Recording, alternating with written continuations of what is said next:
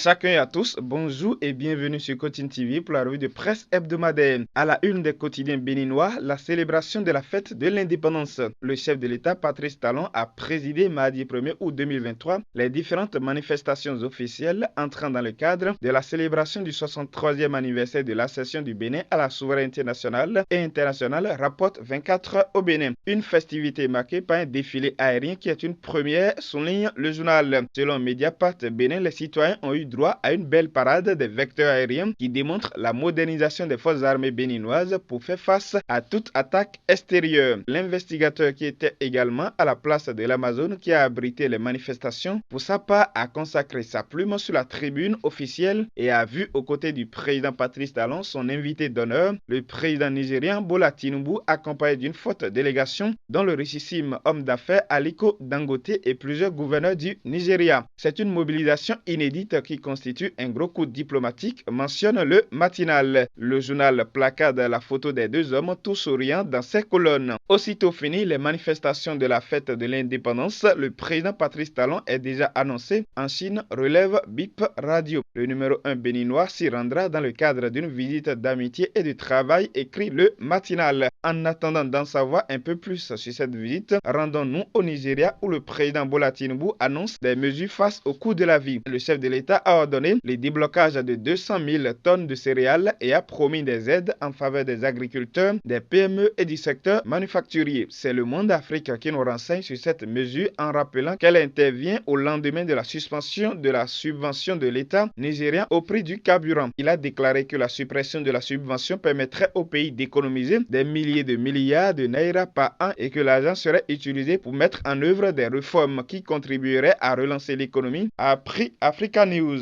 C'est dit que le nouveau dirigeant de la première puissance économique de l'Afrique de l'Ouest est en train de mettre tout en œuvre pour consolider l'économie nigériane. Au Togo, Alternative Info nous informe que Pacha Yasingbe est de retour à Lomé. Déplacé à Libreville le 23 mars 2023, l'ancien ministre de la Défense est de retour à Lomé, la capitale togolaise, où il a réintégré sa salle d'hospitalisation au centre universitaire Sylvanus Olympio. Cela faisait 4 mois que le demi-frère de Foya Singbe était en soins à Libreville selon Bénin Web TV. Pour rappel, Pacha Yasingbe est sous une condamnation de 20 ans pour atteinte à la sûreté de l'État. Autre actualité sur le continent et précisément au Sénégal, le coup de massue est tombé sur la tête de l'opposant Ousmane Sonko. L'opposant a été arrêté ce 30 juillet 2023 dans le cadre d'une affaire d'appel à l'insurrection et son parti PASTEF a été dissous par le gouvernement. L'opposant était déjà sous la condamnation de 2 ans pour corruption de la jeunesse. Pendant ce temps, les députés à l'Assemblée nationale ont ouvert les travaux pour la correction du code électoral afin de permettre à tous les composants de la nation de participer librement aux élections présidentielles du février 2024. Vivement que les actes de l'apaisement continuent afin de préserver la paix dans le pays de Sédar Senghor. C'est la même paix que la CEDEAO cherche à ramener au Niger après le simulacre de coup d'État dont le pays a été victime la semaine dernière. L'organisation sous-régionale a pris une dizaine de mesures dont entre autres le gel de toutes les transactions vers le pays et aussi la fermeture des frontières. Les sanctions économiques et financières sont également au menu. Les sanctions internationales se multiplient et se font ressentir dans le pays, constate RFI. Enfin, la CEDEAO se réveille, soupire le quotidien en ligne Lidli. Des sanctions de la CEDEAO qu'il faut saluer car cela n'arrive pas tous les jours. Il faut reconnaître que la fermeté avec laquelle l'organisation sous-régionale s'emploie à gérer la crise résultant du coup d'État perpétré depuis le 26 juillet dernier contre le régime de Mohamed Bazoum a de quoi faire espérer. Parce qu'il faut qu'à un moment donné, ces putschistes plaisantins comprennent qu'on n'est pas dans une jungle où c'est toujours le plus fort qui l'emporte, commente le journal guinéen. C'est une bactérie de sanctions que les putschistes, les mêmes officiers qui se sont immensement enrichis au fil du temps et des régimes, étaient loin d'imaginer renchérir Ouakat Sera depuis Ouagadougou. Au-delà des sanctions, l'usage de la force est aussi brandi par la CEDEAO pour ramener l'ordre constitutionnel au Niger,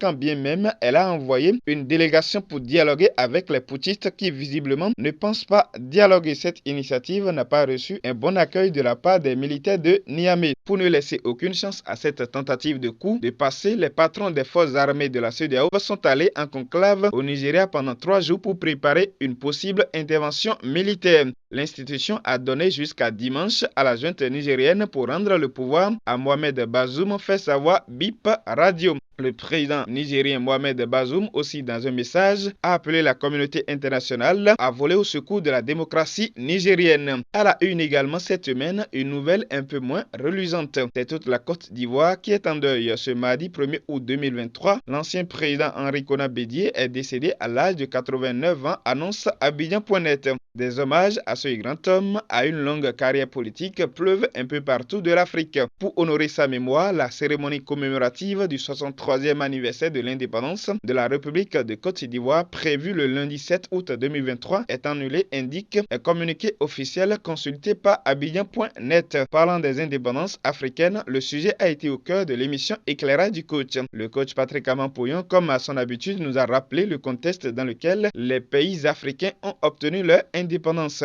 Cette indépendance a permis à nos pays d'avoir la liberté, l'accès à nos terres et des autoroutes et surtout la démocratie. Mais qu'est-ce que la démocratie? Pour le stratège politique, le fondement principal de la démocratie est la liberté des consciences, l'intelligence commune et non l'intelligence d'une seule personne. La démocratie existait-elle en Afrique avant l'arrivée des colons? Qu'est-ce que la démocratie africaine? Suivez l'émission L'éclairage du coach sur Coach Pouyon officiel afin de tout comprendre. Dans cette émission, vous retrouverez également la réaction du coach Pouyon sur la tentative du coup d'État du Niger. À l'ombre du quotidien de son côté, nous a révélé la thérapie de l'eau. La thérapie de l'eau est le traitement à partir de l'eau de toutes les maladies possibles. Pour le coach Pouyon, c'est le meilleur médicament qui puisse exister, donc celui qui ne boit pas de l'eau ne s'aime pas. En effet, la plupart de nos organes sont aquatiques et doivent demeurer dans l'eau. Mais suffit-il de boire de l'eau pour être en bonne santé? Que risque celui qui ne boit pas de l'eau? Élément de réponse à retrouver sur Coach Pouyon officiel. Et c'est ainsi que se referme cette revue de presse africaine. À la présentation, Jérôme Wenceslas Kakpo avec Guillaume Fond depuis le studio Bernard Comlan Pouyon. À samedi prochain.